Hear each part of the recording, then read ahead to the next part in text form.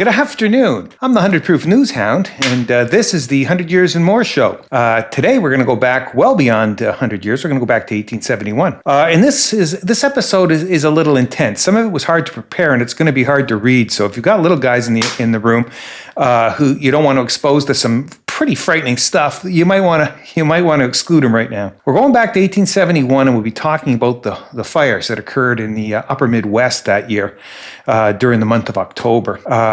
These are fires which, well, by today's standards, shouldn't have happened, because we all know that it's only been since World War II that man-made carbon dioxide has rendered the planet a living hell. And before that time, that all weather and climate was unchanged since time immemorial. But that ain't so. And in 1871, we're going to find out that we had a monumental drought in the upper Midwest and extremely high temperatures that resulted in some absolutely tragic fires. Give you an example here. Y'all are familiar with the Great Chicago Fire, where most of Chicago was reduced to cinders and 300 people were killed.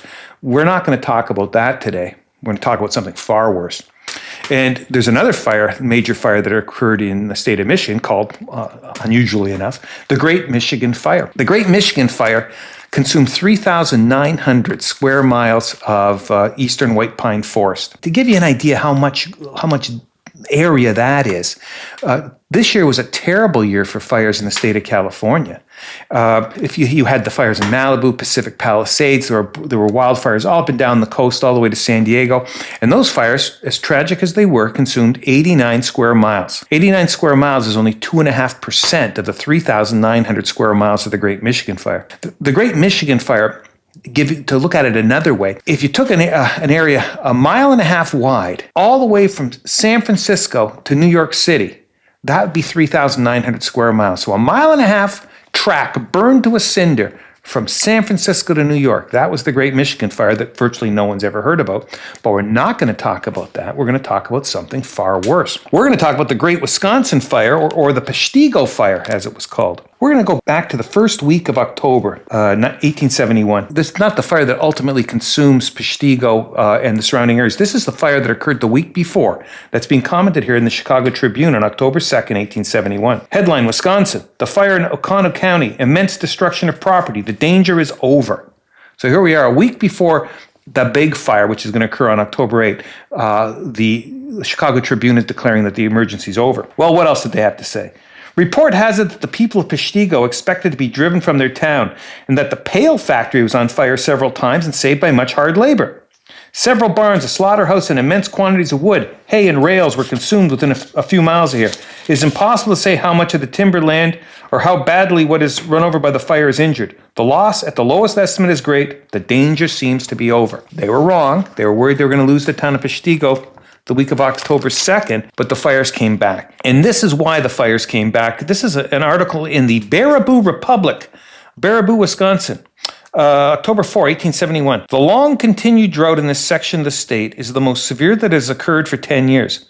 So dry is it along the bay shore that swamps, usually having from 1 foot to 18 inches of water in them, are perfectly dry, in some cases for several feet below the surface. A few days previous, fire swept over a large portion of the land between Peshtigo and Menominee, but a smart shower in the section on Monday of last week checked them.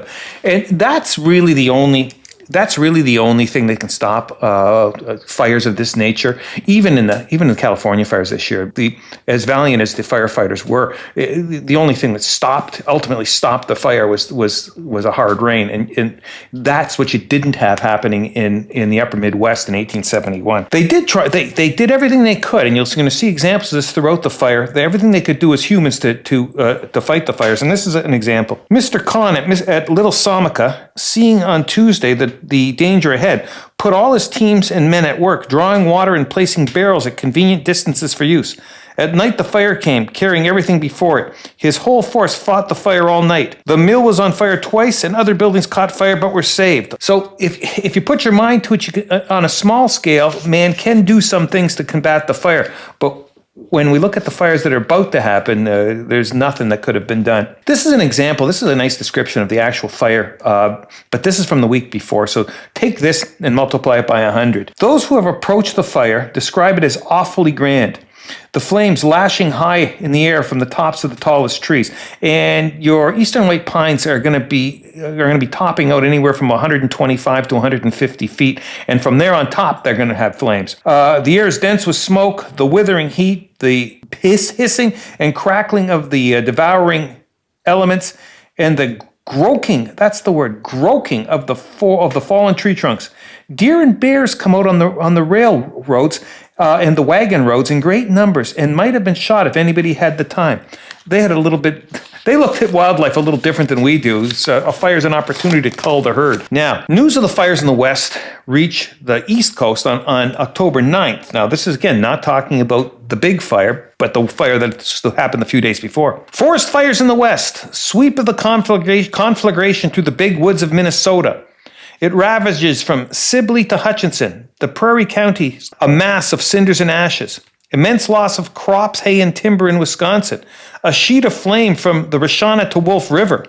The people flying to the front and attacking the advancing enemy, treating it like a battle.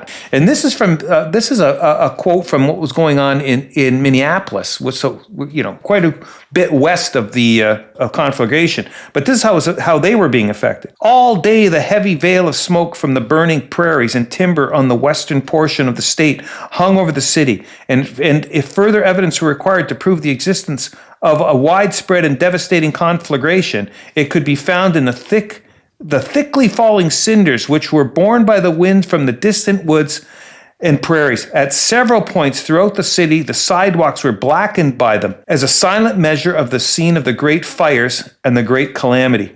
Every group of men assembled upon the streets discussed the duration and damages or hoped just for rain, which alone seems capable of impeding or stopping the march of the ravages. So everyone's praying for rain, and news of the fire is the number one topic of conversation. Now we start getting news of the truly horrific fire in the Peshtigo area. Wisconsin State Journal, Wednesday, October 11th. Passengers by the Escanaba steamer report that the village of Peshtigo entirely burned, together with some 60 or 70 people. So that's the early estimate. The scenes described are awful. Those who were saved rushed into the river up to their necks and dashed water over their heads.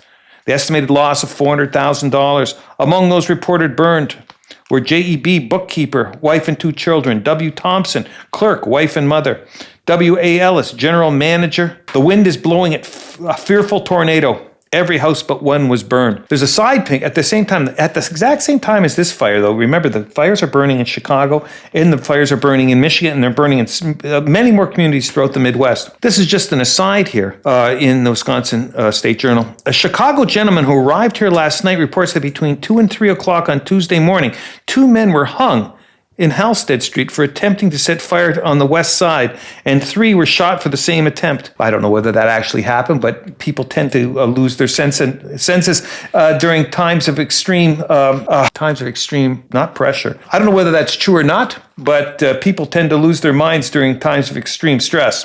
And there's no more extreme stress than when your entire community is going up in flames. Now, from all quarters of northeastern Wisconsin comes intelligence of the destruction of property by wildfires, consequent upon the great drought, which has now lasted over 2 months. The great fires are spreading. All day yesterday, people were fighting the flames 2 miles south and west of the city.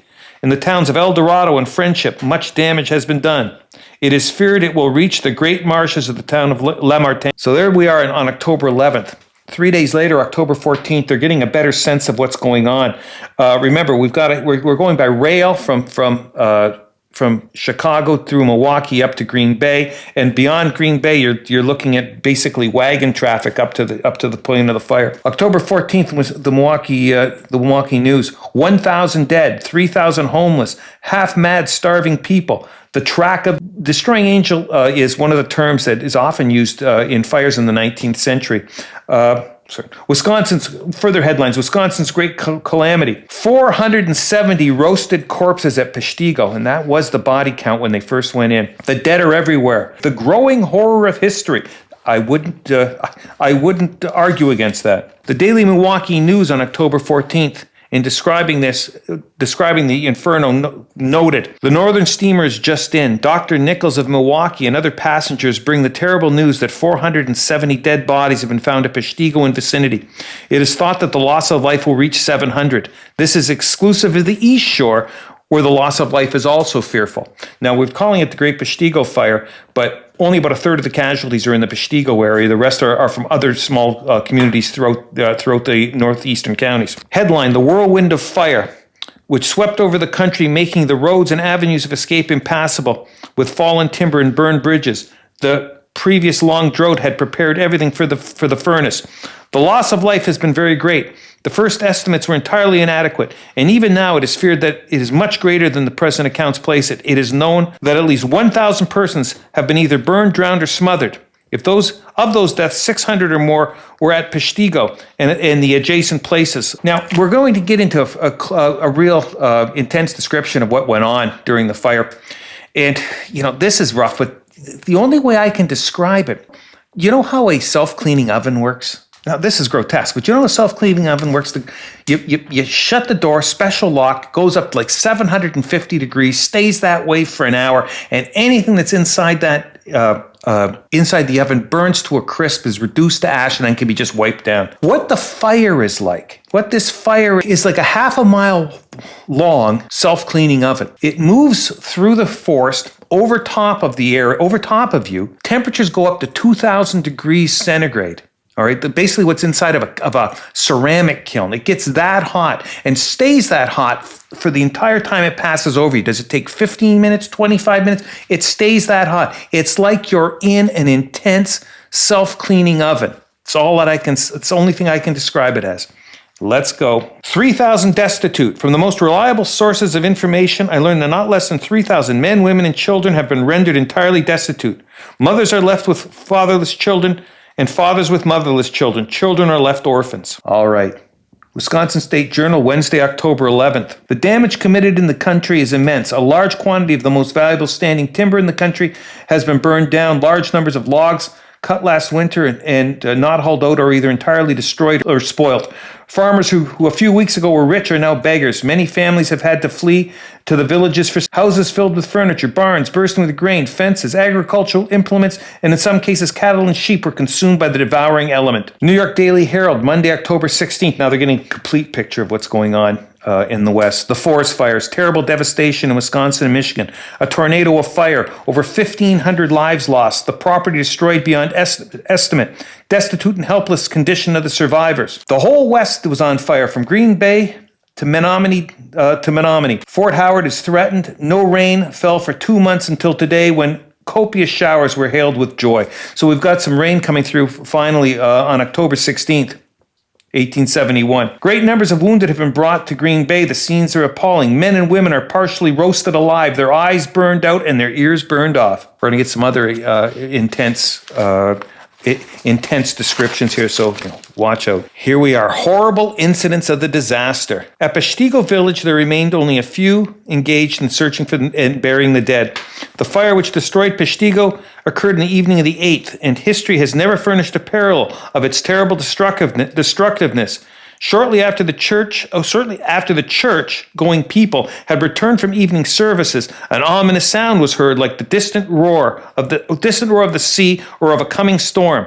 This increased in intensity, and soon the inhabitants became alarmed and apprehensive of the coming danger. Balls of fire were observed to fall like meteors in different parts of the town, igniting whatever they came into contact with.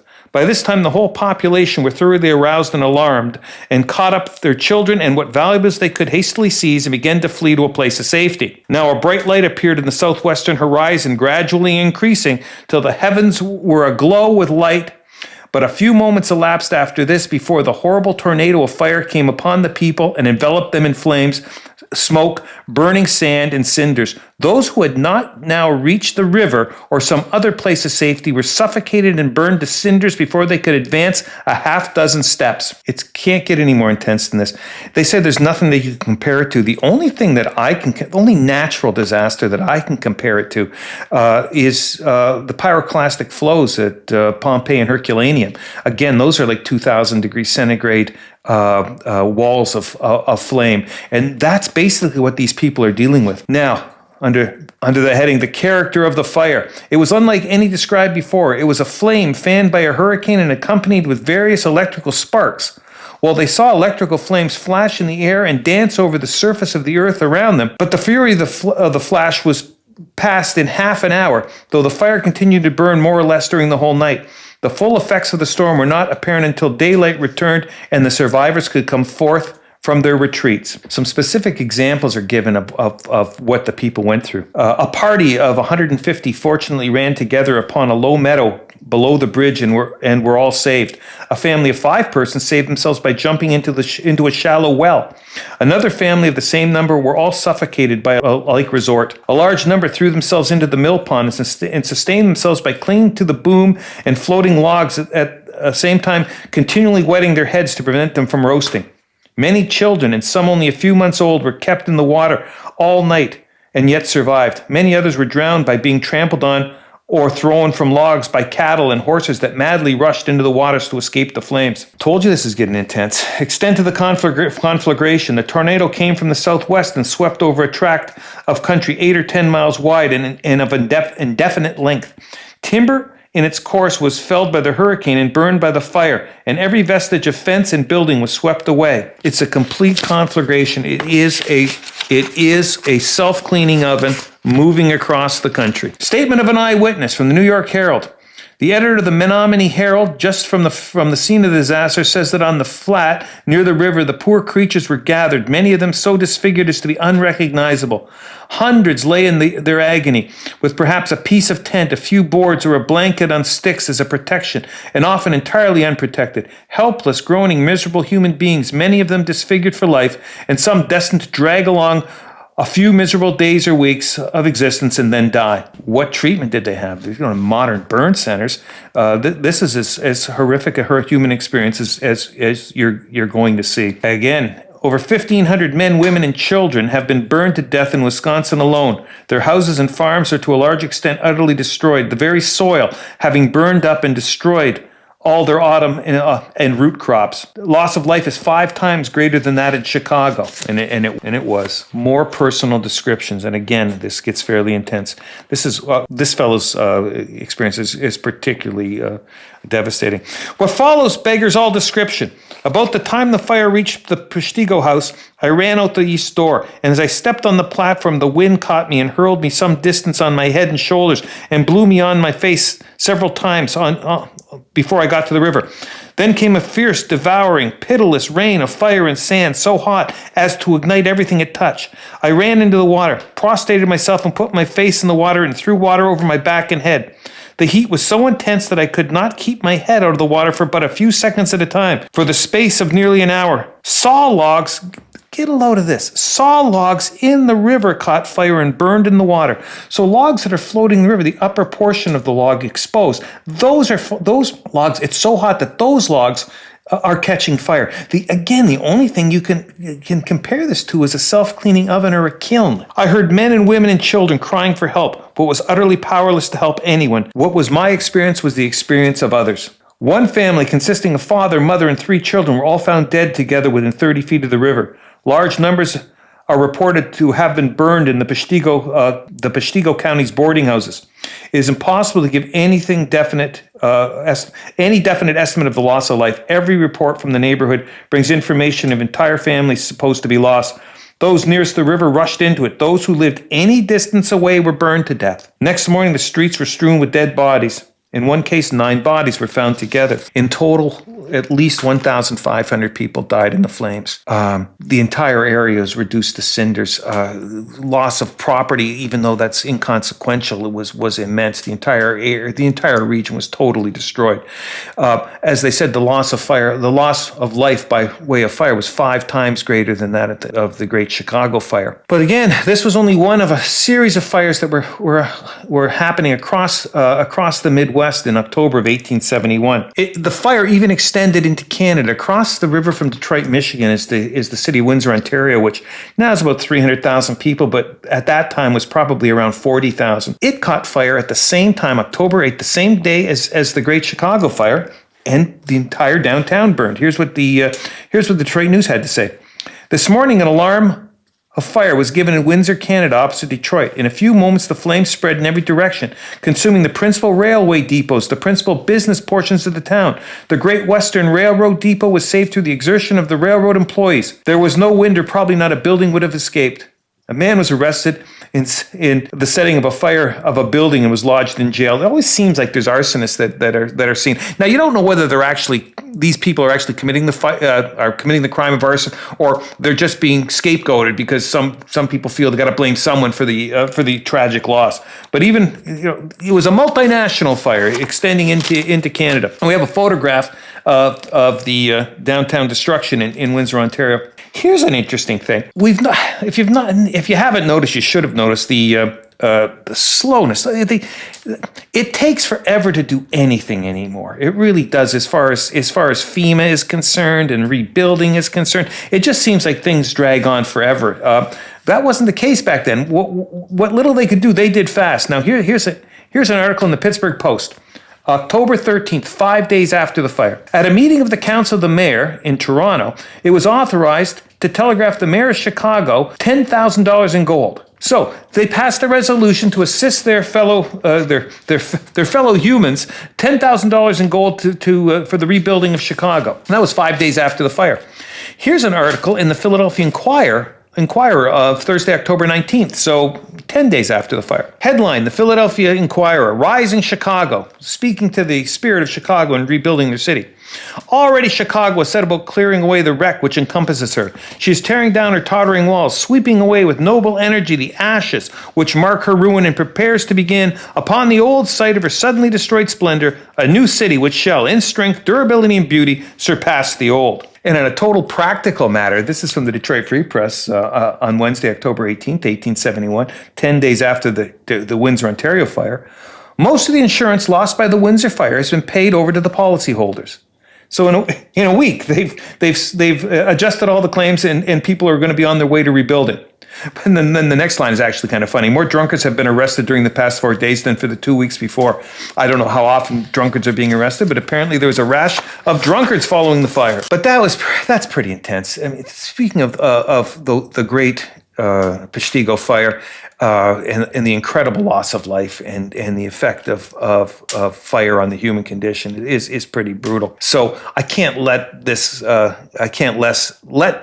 session end on such a note. So at the exact same time as those fires, there's hope in America. From the Harrisburg Patriot News, Tuesday, October 31st, 1871. The championship decided. Now, what championship? It's a baseball championship, but what league could possibly have been playing?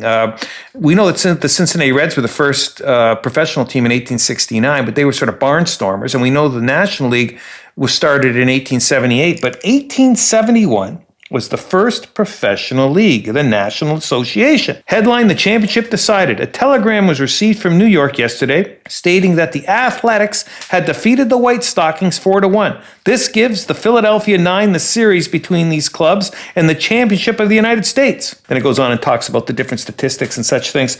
So the first professional baseball championship and the first professional baseball league in the world was decided in October of 1871, same month as all the fires. Now, just a little aside with respect to baseball, how much different was baseball as baseball in 1871 versus today? Well, fortunately, baseball keeps statistics of everything.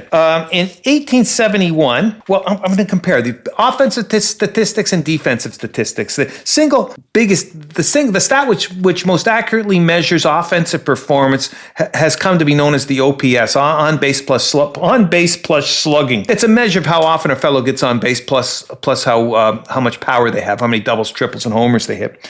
And in 1871, the league OPS in the National Association was 0.695. In 2024, in Major League Baseball, it was 0.711. They were 98% the same, only 2% different.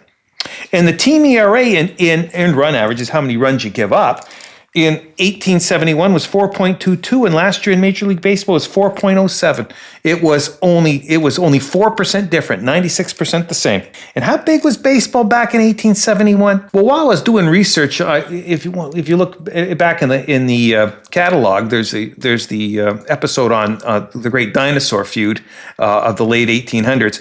I was doing research in newspapers in Wyoming in 1871, and they noted that one factory in Lynn, Massachusetts. Now, in 1871, Lynn, Massachusetts was the shoe capital of the world, but they noted that one company in 1871 sold 30,000 pairs of baseball cleats. That's big business.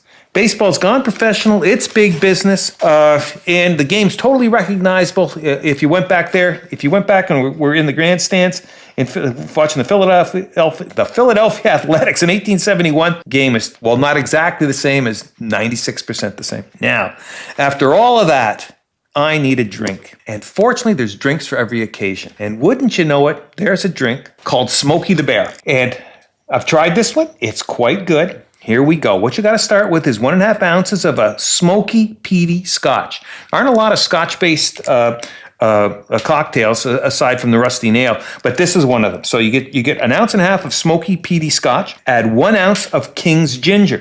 King's Ginger's in-house thing from liqueur from Berry Brothers and Rudd in London. You can order it direct from them, or, well, let's just say a lot of good liquor stores will be carrying King's Ginger. It's a whiskey based with the flavor of ginger, spicy. That's why we're here with Smokey the Bear. You need the white of 1 egg. So if we got an egg white dish, we know we're going to be shaking the heck out of this thing. All right. You're also going to need 1 ounce of honey syrup, and I love honey syrup in an old fashioned cocktail. Honey syrup gives it a little more. The honey gives it a little more natural flavor.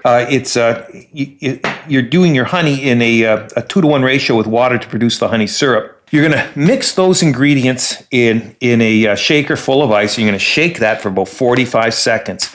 You're going to have a coupe glass. A coupe are the old-fashioned, champagne glasses. You're gonna fill it with ice. You're gonna chill this thing down. You're gonna shake the bejeebers out of that. Out of the shaker. Then you're going to strain it into here, and I would garnish it with about a 1-inch long piece of cinnamon, a little cinnamon stick, give you even more of the aromatics. And you got a Smokey the Bear, which is a lot better than a Peshtigo Fire. That's it for today, folks. The episode was pretty intense.